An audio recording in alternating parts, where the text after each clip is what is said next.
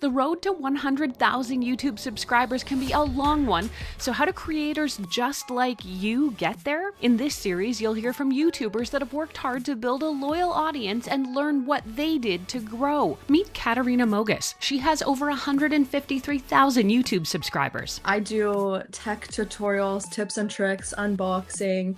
But Kat's YouTube subscribers aren't even her biggest audience. On TikTok, she has 2.5 million followers.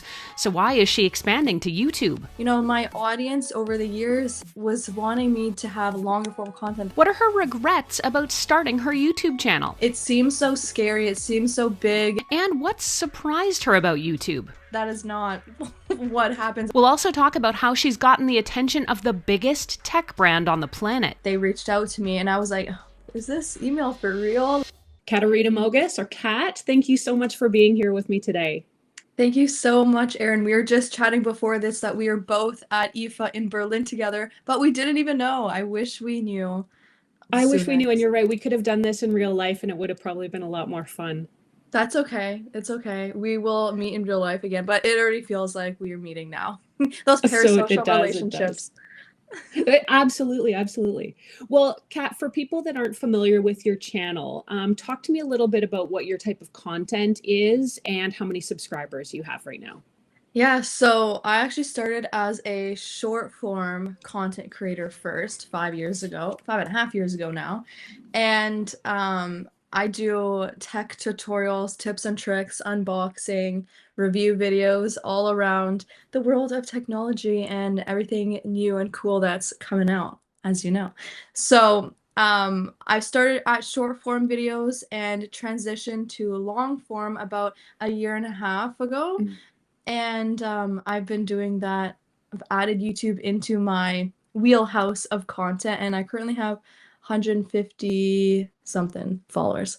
150,000 followers. I think it's 152,000 actually. That's your TikTok. That's the other one I wanted us to take a look at, because while you've got 152,000 on YouTube, you've got 2.5 million on TikTok. So Yeah. Did you start TikTok first? Did you start YouTube first? Talk to me a bit about the difference in platforms there and how your audiences are different. Yeah, so I started first on TikTok during the pandemic, where I was making short, under 30-second long tech tutorials and review videos. And I used to chuck those onto Instagram Reels as well. So TikTok is definitely my biggest platform, but my audience over the years was wanting me to have longer form content. They're like, Kat, can you explain this further? Or can you give me a little bit more of your day in the life? Like, how are you using these tech products? So I wish I started YouTube sooner, I could tell you that, but I decided to maybe 1.5 years ago go full in and have a content schedule for myself for YouTube, because it seems so scary, it seems so big and like unknown, whereas TikTok is just so easy to throw on videos. You don't need much skills for editing, photography, videography at all. And YouTube was a little more, you needed to know your stuff to post on YouTube, you know what I mean? So once I finally went all in, gave myself a schedule for YouTube, I've been posting there multiple times a week and sometimes weekly as well. And what made you decide to start sharing content online? What was sort of the reason that you started posting in the first place? So I lost my job during the pandemic. I had my dream job working for the Toronto Maple Leafs and Toronto Raptors, and they're like, hey, you're not coming back to work because of COVID. And I was at home and thought to myself, there's so many small businesses here in Toronto and globally that are shutting down, but I visibly see the storefronts closing. And I thought, they should start marketing themselves online. So I made videos on TikTok showing small businesses, hey, with the iPhone you have or the smartphone that you do have, you can make easy content to post online and garnish some sales during this really hard time, COVID. So one thing led to another. People were like, oh wow, Kat, like that's a good tip, can you tell me a little bit more about the tech that you're using? And everyone was sitting at home at their desks. They needed a new laptop, maybe a desk setup like I have, or upgrade to their phone to take great photography for their online business. So I was really excited to help all these small businesses and so many people around the world to show them that they can use their tech that they have to help them grow. Mhm. So you've really got that education sense of really being Yeah. wanting to help people. And I think it's interesting that you didn't say like I want to be famous or I want to be rich. You wanted to help people and that was why you started. Listen, I didn't even know you could make money from social media. I'm serious, like, I was like, "This is so fun, like, I don't have things to do," but I quickly learned, like, "Hey, I could start a business from this," I can actually I don't have to be stressing out now that I lost my job. I can help these businesses and make money for myself, as well, but the numbers and, like, the fame to say, like, comes along with it, but, my main goal is education. Yeah.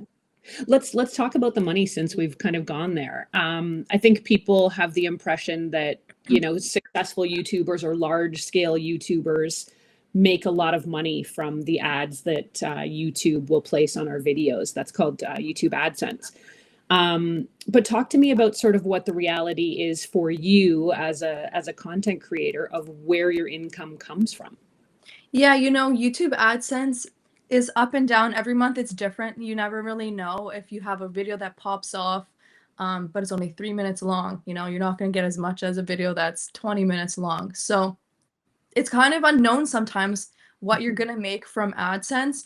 So my income comes from brand deals across all platforms, but on YouTube specifically, I rely on brand deals and affiliate links for my business. And how do those brand deals find you? And when did they at what point in your YouTube career or your social media career did they start finding you? I've been having brand deals on TikTok and Instagram for 5 years now, like since I started posting on TikTok and Instagram.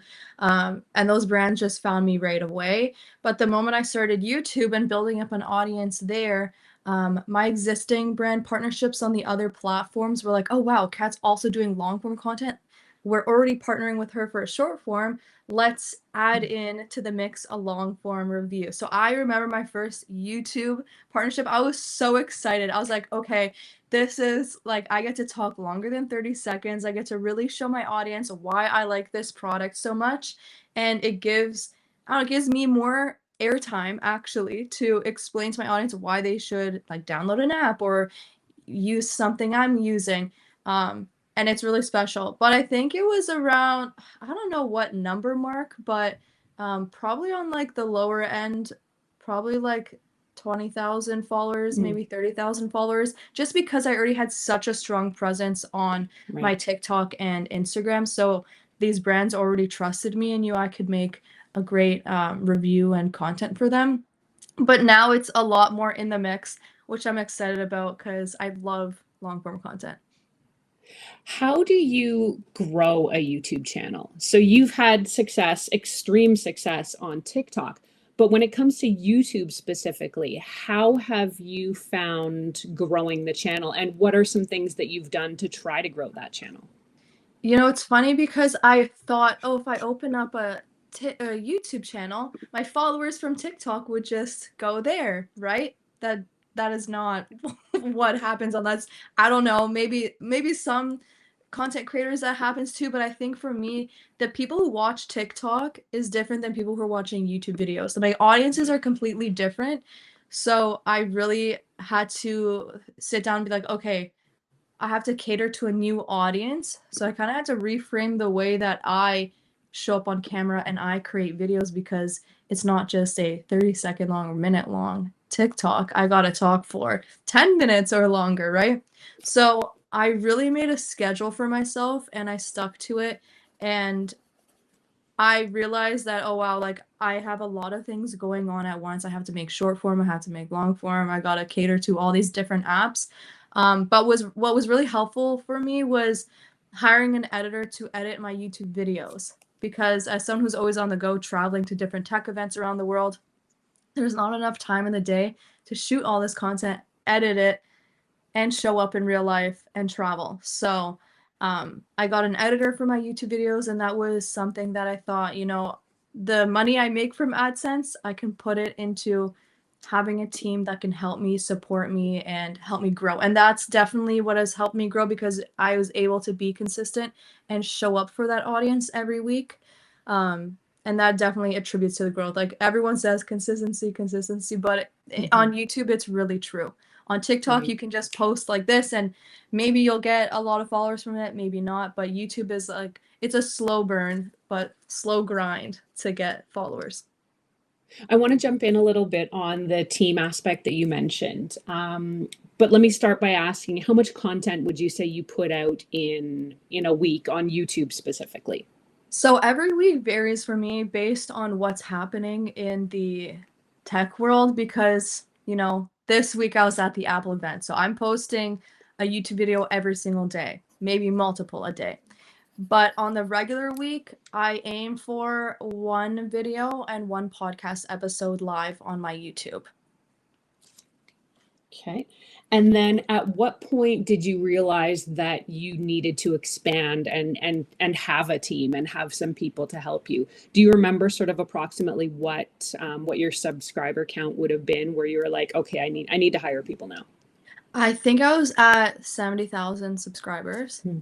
And I wanted to be more consistent. I did the YouTube Accelerator program in Toronto, and I was learning from other creators and what was helping them. And even my peers were like, Kat, maybe hire an editor, maybe have someone help you with thumbnails, because it just felt like too much work.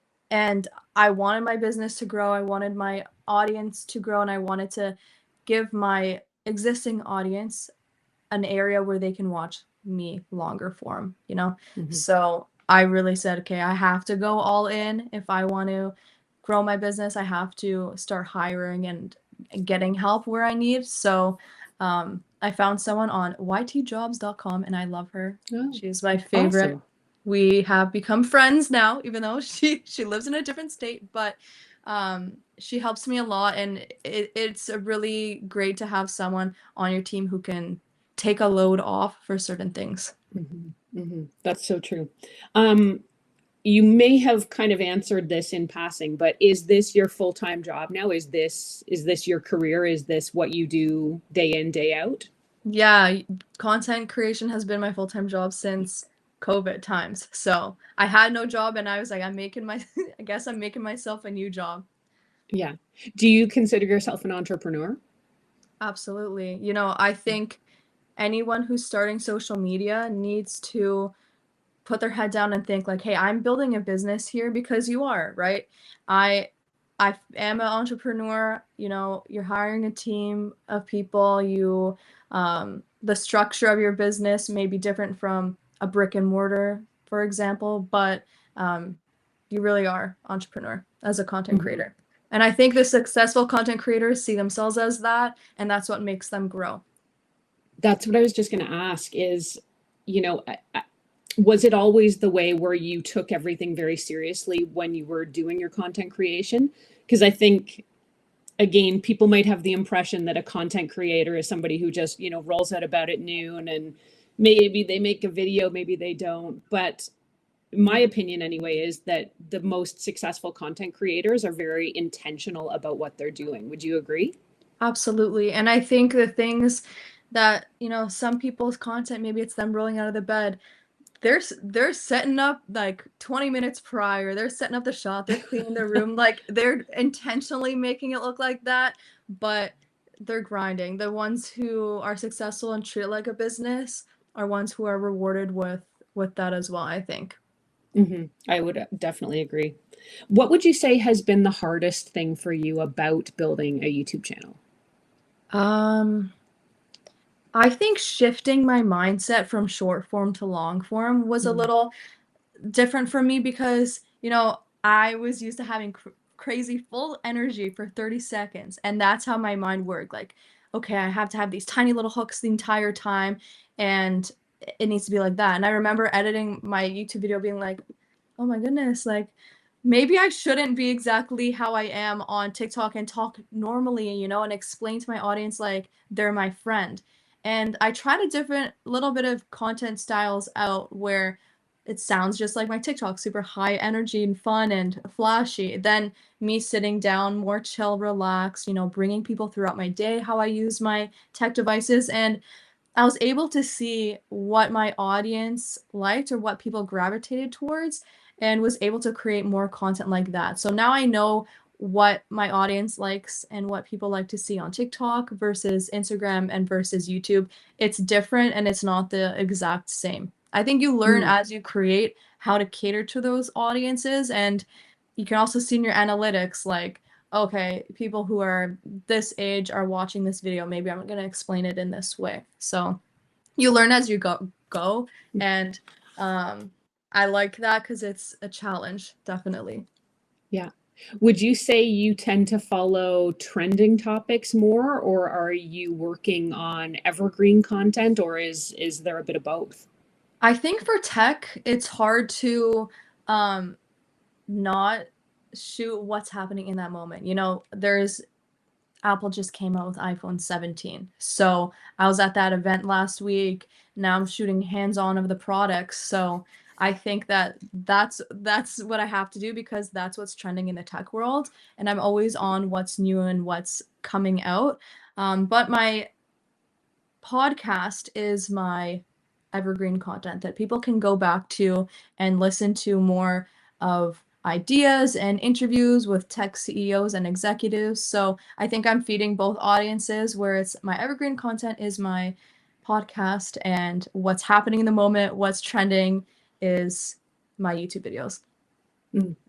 And you mentioned Apple. I want to talk to you a bit about how that opportunity came up, because I think there's lots of people that would love to be at Apple Park in Cupertino, California for events like that. How did it come to be that you got invited to take part in that? I think it was around 5 years ago during the pandemic. They reached out to me and I was like, is this email for real? Like, what? Oh my gosh, like at apple.com. I'm like, oh my goodness. I'm like searching the person up on LinkedIn to confirm it's a real person so I don't get too excited. But yeah, it was 5 years ago when I was making videos like Apple hacks you never knew existed, or these are the top apps in the App Store right now that you should download for productivity or whatever it is. And, Mm, the apps I was promoting would hit number one in the App Store and they weren't ranked before then. So mm, I've been on Apple's radar. They were seeing my videos. They were loving it. And it was during a time of pandemic where, hey, they're not having real life events. They need to right. sell phones. They want people to showcase their different, um, features and things like that. So, yeah, I got their attention pretty quickly. And we've had a relationship for 5 years now. And I've been going to all their events in person. And I love it. It's a great relationship. And I think working with brands like that opens the door for more opportunities. Mm, Um, so yeah, it's really exciting. yeah. How do you like to approach brand work? Are there certain brands or categories that you maybe would or wouldn't work with? Or, what's Apple's a pretty big one, but what's your next dream brand partnership? I think I work with all the brands that, have been in my dream list. This year I worked with Ferrari. No, I started just as tech and I've now branched onto different um, areas as well that also go into tech as well and things Mhm, that I love. So cars, fashion, beauty. So I work with fashion and beauty tech companies like LVMH, L'Oreal, Dior, and car companies as well. So it's cool that I can, go further. And I only work with companies that, really fit my brand structure because I when I get an influx of emails of brands that want to work with me, I want to sit down and think like, how am I serving my audience with these things, right? mhm, I don't want to promote something that I don't love and I don't care for. So I really take all that really into consideration. So instead of taking a brand deal every day, maybe it's a little less, but they are better and better quality, and I feel proud to showcase them to my audience. yeah. Yeah. So you're not just taking everything that sort of comes along. You're being strategic about Yes. what you're choosing. Yeah, and I think that's what content creators should do because you want to have trust with your audience, right? Like even for me when I'm watching content, I love watching creators and their journeys and stuff, but the moment I see an ad where I'm like, "Oh, like that doesn't really align with Mm. them," or like that's so random, it kind of like ruins a trust a little. Or if I purchase Yeah. a product and it's not good, I'm like, "Oh, why did you tell me that?" Right? So, Yeah. I really want to keep that trust with my audience. So that I can continue doing this for years to come. I think you hit on a really great point that a lot of maybe newer YouTubers or smaller up and coming YouTubers wouldn't necessarily know. And that's having that real hyper focus on your audience and building trust and credibility with them. I Mhm. think I don't know that that's something that everyone understands until you kind of get to a certain point. But what are your thoughts on having that sort of audience focused mindset? Yeah, I feel like when you are talking to your audience, like, they're your friend and you want to give them valuable information. Like I'm an education creator, right? So I think of how can I serve my audience because that's that's my goal, right? You know what I mean? And I think too for creators who are just starting, when I just started, I wrote a list of brands that are my dream brands to work with, Mm. ones that I thought like were so far out of reach, but dream goal brands. And then brands that don't align with my values that I said that I will never work with. And I had Right. those 2. And I've never swayed from that list, and over the years, brands from the no-no list have come knocking on my door being like, "Hey, Mm.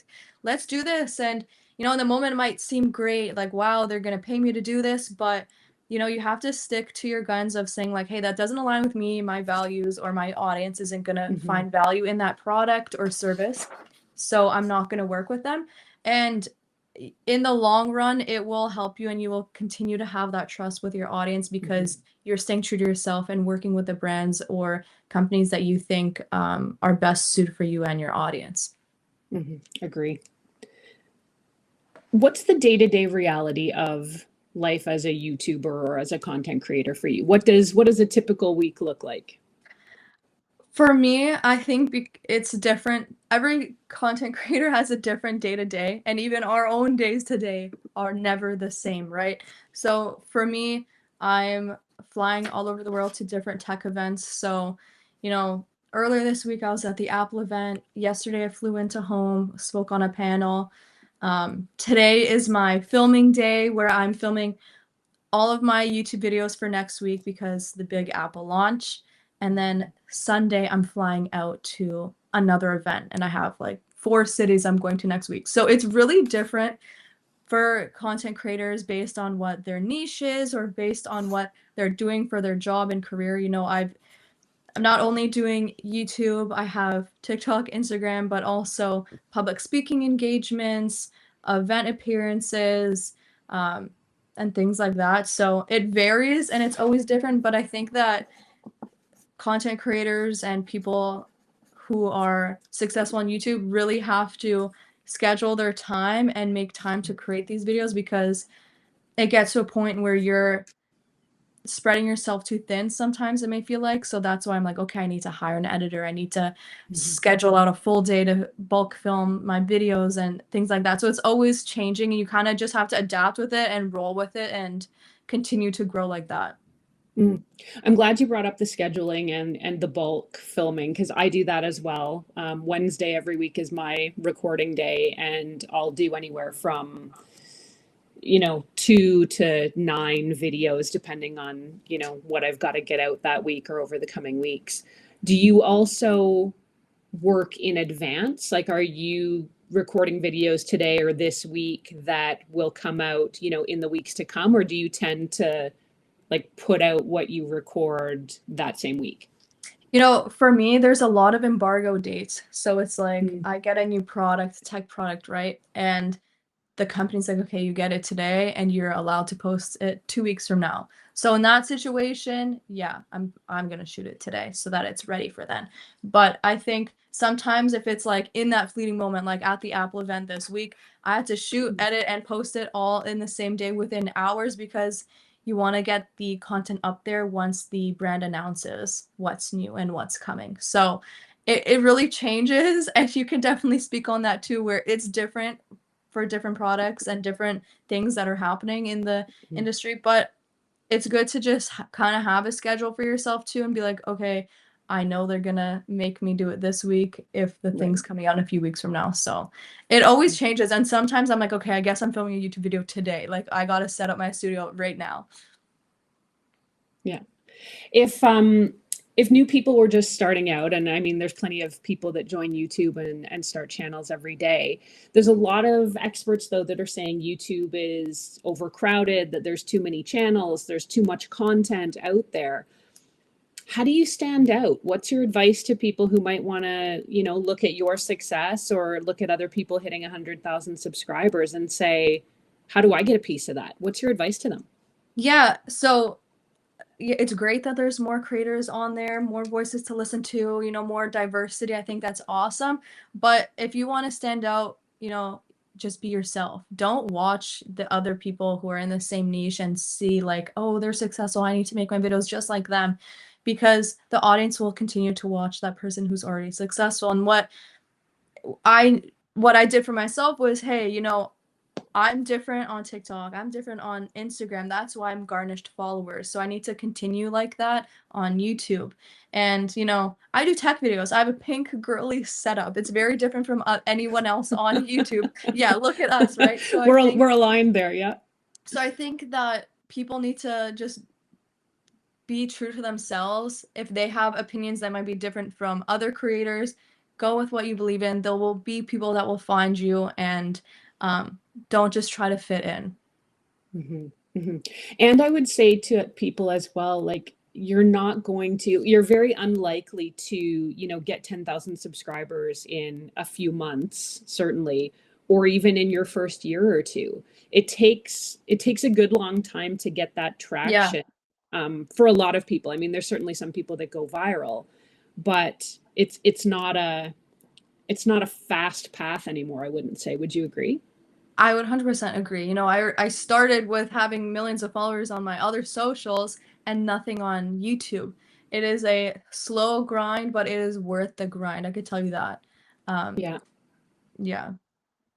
Yeah, I mean, it's a viable career now for a lot of people. Whereas, if you had asked me, 10 or even 20 years ago, are you going to be a content creator when you grow up?